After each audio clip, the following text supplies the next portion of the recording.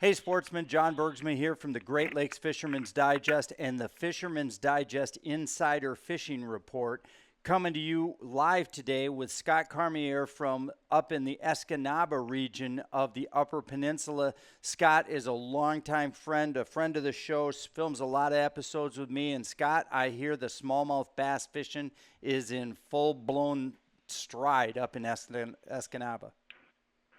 Yeah, right now it's going to be absolutely crazy. I mean, we have the Cabela's North American Bass Circuit coming into town in a couple weeks, and the pre-fishing has been very, very good. The guys are doing really, really well. They've really started working on the summer patterns out on the big lake, so it's going to be a really big slugfest. Perfect. Well, take our listeners through maybe two or three of those summer pattern options, so that when the tour leaves and they want to jump in there with their boats, or if they want to get in there and rub shoulders with some of these guys before the tournament, what two or three patterns should they really be looking at employing? Well, the big thing, like I showed you, there's like three different fisheries here. There's the inner bay, the Drowned River mouse and the inner bay itself. And then there's the outside bay from, let's say, Gladstone all the way out to Peninsula Point Lighthouse. And then there's really the fishery over on Big Bay. And right now it seems like Big Bay is going to be the more go-to fishery right now. I think they're going to have bigger bays come out of Big Bay. As long as the wind doesn't blow out of the south, the guys are going to be able to make that big run and do some damage out there in the reefs. You're looking at offshore reef structures anywhere between 11 to 15 feet, topping out to about 8 feet. All the reefs between, let's say, Round Island and Sand Bay, over from Nema, all the ones that are straight off there, off of Garden Bay, off from Fayette, between Fayette and, let's say, South River Bay. There's reefs out there that are very cleanly marked on most maps that these fish are really starting to congregate on out there in the summer. What are they feeding on out there? Is it the typical goby bite? Yeah, goby bite. You're actually going to see them schooling around the young of the year perch, some of the alewives that are still in the bay. So it's going to be a lot of vertical presentations, or casting swim baits, jerk baits, and then obviously dragging tubes or drop shotting fish too. Yeah, that you know what? That's just bass mecca heaven right there. Those few presentations you just mentioned, and one of the things I learned in fishing with you, Scott, when you're up on big or little bay, 4 and 5 pound fish aren't a surprise. They're the norm. You get those almost daily. If a good fisherman's going to encounter those every single day, is he not? Oh yeah, I mean, you're going to see bags in this tournament. We've been talking about winning weights in this thing, and I'm guessing probably between 27 and 30 pounds for the best 5 fish. I mean, we're seeing fish up to the 7-pound class right now being caught, like you said, pretty regularly. I mean, even the locals here that are going out at night after work, they're catching a lot of the 4.5 to 5 pound fish just in the river mouths, like the mouth of the Whitefish, the mouth of the Days, the guys that are sight fishing up at the mouth of the Whitefish River, and up on the sandbars and the sand flats like I showed you. Those fish are being caught right now. So there's so many things that are working right now because most of the bug hatches are done. They're back feeding on crayfish. They're back feeding on the minnows and everything. So it's going to be a really, really good tournament. Right. We're midsummer bite now and headed into the fall, and I know that's your favorite time to fish, and mine as well. And we're going to be back up there this fall to do a great segment with you, and maybe even try to do a walleye segment here in November as well, to show people that fall fishery on Little Badenoch from I always like to say from August 1st all the way until first ice.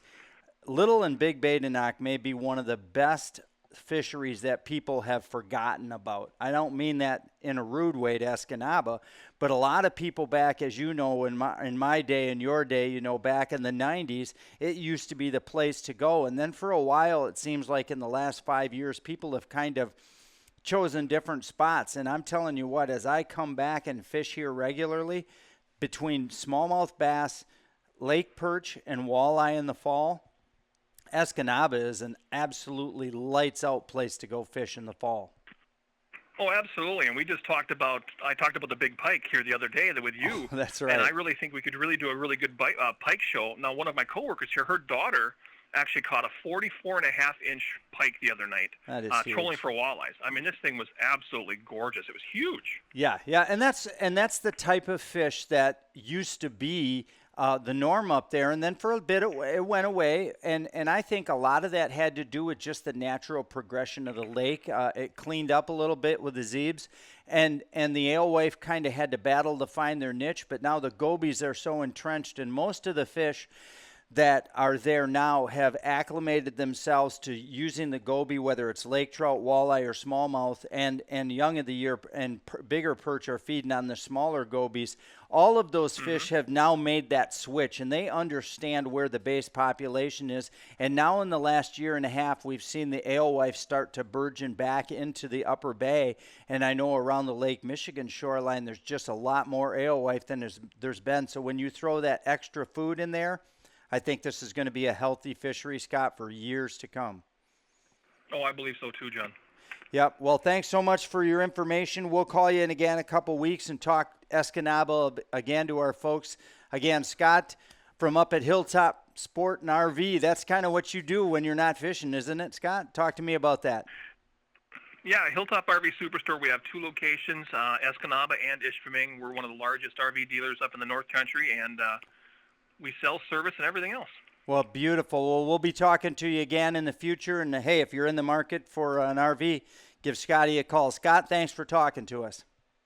Appreciate it, John. Have a great day. You bet.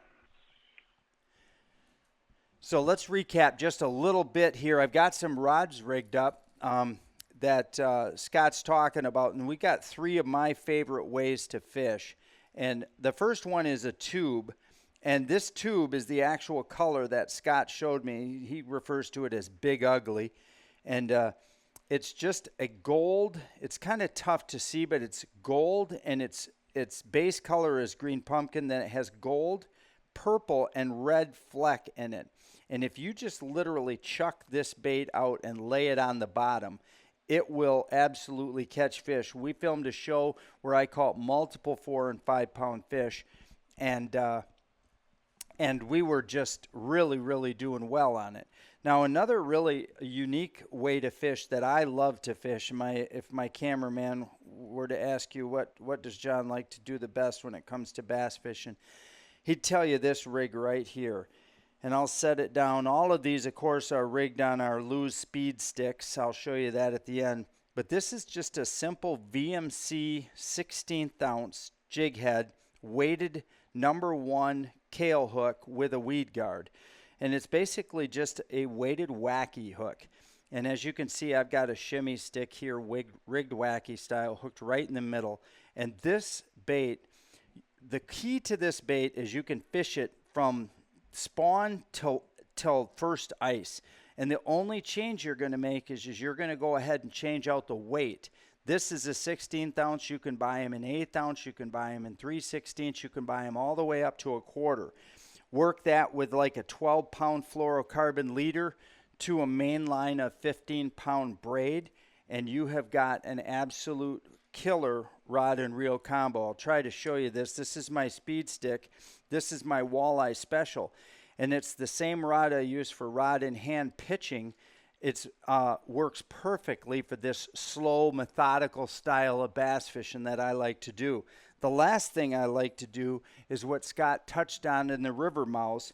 Early in the morning, there's a super good topwater bite. Now, this topwater bite, we're going to talk a little later in another fishing report about this same lure. This is a KVD Splash. It's in the bone color. And this is really a brainless way to fish. And that is early morning, relatively calm conditions are required. And then you just go ahead and make long casts, typically over shallow rock or over deep weeds that comes up and pushes the surface maybe 2 to 3 foot below the surface is where the weed tops are.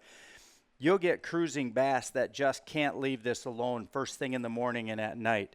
So that's a recap of the way that those guys are fishing. Right now, Escanaba, Big Bay, Little Bay, it's the place to be. Thanks for joining us today on the Great Lakes Insider Fishing Report, talking to you about Escanaba, Michigan.